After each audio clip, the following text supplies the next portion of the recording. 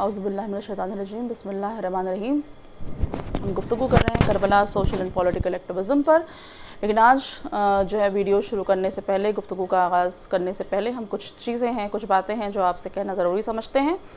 उसमें सबसे पहले तो जौनपुर शाहगंज में हुए कल ताज़िए की बेहुरमती का जो वाक़या पेश आया है, हम उसकी सख्त मज़म्मत करते हैं और जो शख्स इसके लिए ज़िम्मेदार है या जो शख्स इसके लिए ज़िम्मेदार हैं उनके ख़िलाफ़ कार्रवाई की मांग करते हैं।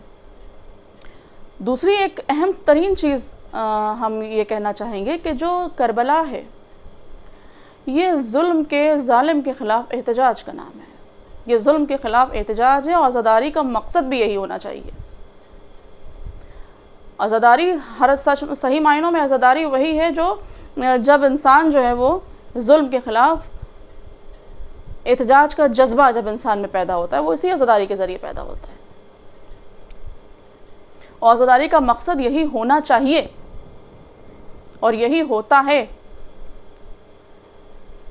और ज़ुल्म क्या है? ज़ुल्म ये है कि ना कोई किसी के हुकूक़ की पामाली ना करें। अगर किसी के हुकूक़ की पामाली हो रही है तो ये ज़ुल्म है। और ना इंसान, एक पढ़ी लिखी कौम, एक हसास कौम, एक अज़ादार होने के मायने यही है कि ना हम अपने हुकूक़ की पामाली बर्दाश्त करें, ना हम किसी दूसरे के हुकूक़ की पामाली बर्दाश्त करें। यही करबला हमको दर्स देती है। लेकिन हुकूक़ की पामाली हम बर्दाश्त तब नहीं करेंगे जब हमको मालूम होगा कि हमारा हुकूक़ है क्या, जब हम समझेंगे कि हुकूक़ क्या है।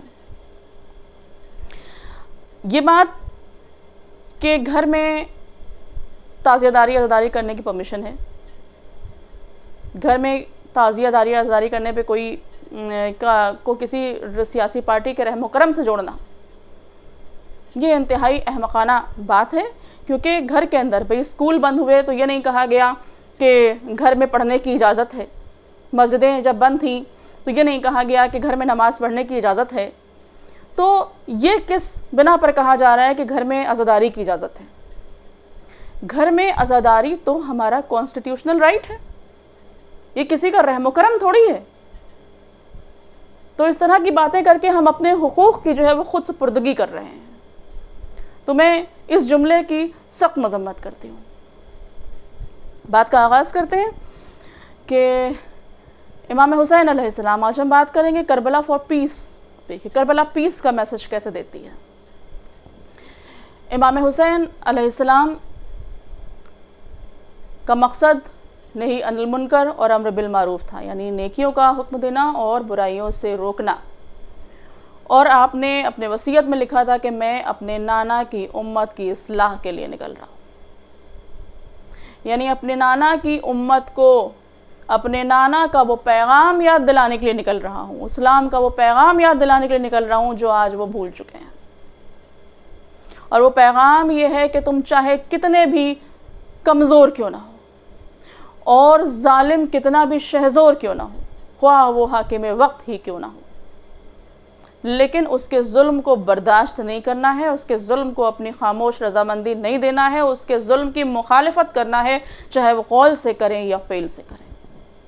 ये वो पैगाम है इस्लाम का जो इस्लाम को दिगर मज़ाहिब से मुमताज़ करता है, एक ज़िंदा कौम बनाता है। हर ज़िंदा कौम के पास यही पैगाम होना चाहिए।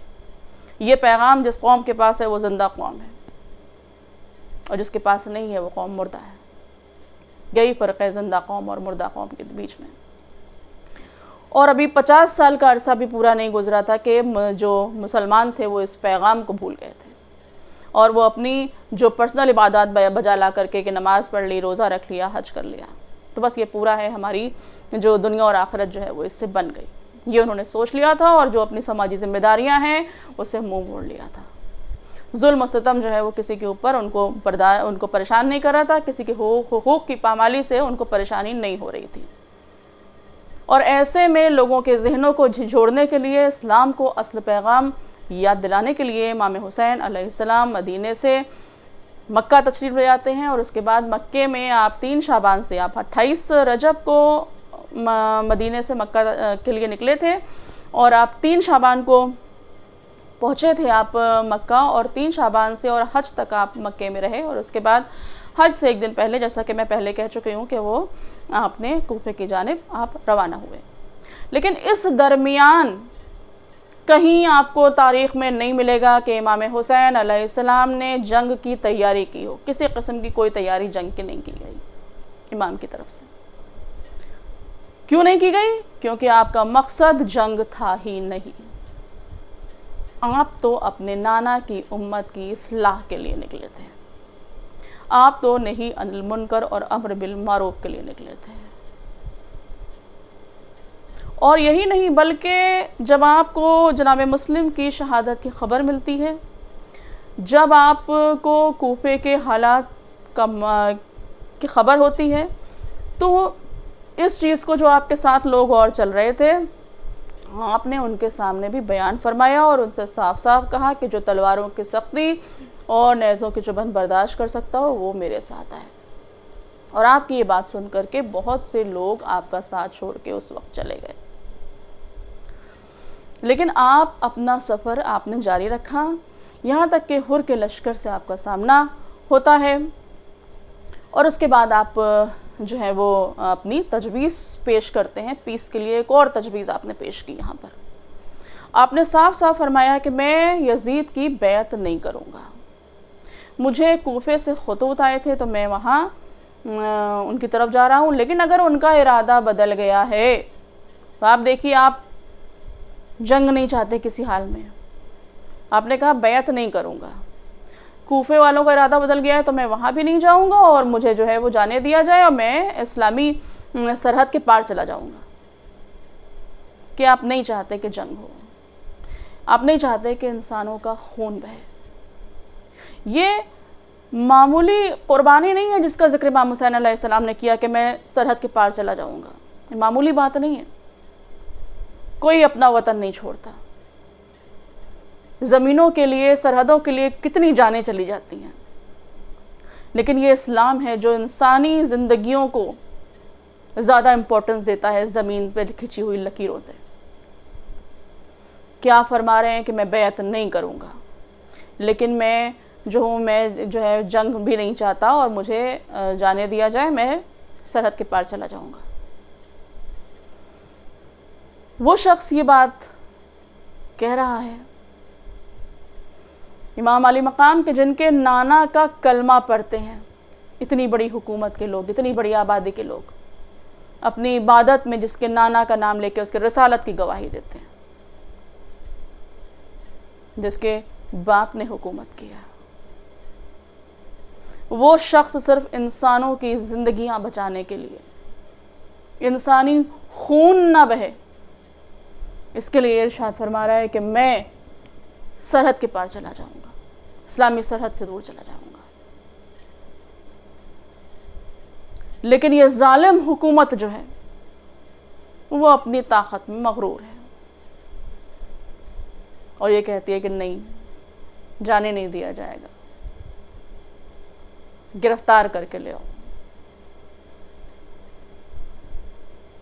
تو اب یہ حق کی انا ہے کہ امام حسین علیہ السلام کہتے ہیں کہ نہیں، جیتے جی تو ہمیں گرفتار تو نہیں کر سکتے. ہمیں جنگ قبول ہے، ہم لڑیں گے جب تک ہمارے ہاتھ میں تلوار ہے. ہمارا سر لے جا سکتے ہو، ہمارا ہاتھ نہیں لے سکتے. جبکہ جن کو حکومتیں چاہیے ہوتی ہیں ان کا انداز کچھ اور ہوتا ہے. ان کے لیے انسانی جان قیمتی نہیں ہوتی. آپ دیکھ لیجئے، اپنے آس پاس بھی دیکھ لیجئے، یہ مارو کاٹو نفرتیں کس لیے ہیں؟ صرف اس لیے کہ اسی کی بنا کے اوپر تو حکومت چاہیے.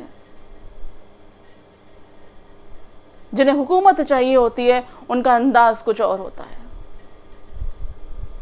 انہیں جنہیں درس دینا ہوتا ہے، جنہیں زندگیاں بچانا ہوتی ہیں، جن کا پیغام پیس ہوتا ہے،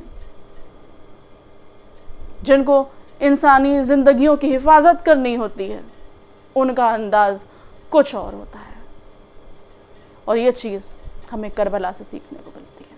کربلا ہر کوئی برداشت نہیں کر سکتا. تانا شاہ تو بالکل بھی نہیں کر سکتے، ظالم تو بالکل بھی نہیں کر سکتا، کیونکہ ان سب کے لیے تو کربلا خطرہ ہے، آج بھی ہے اور ہمیشہ رہے گی.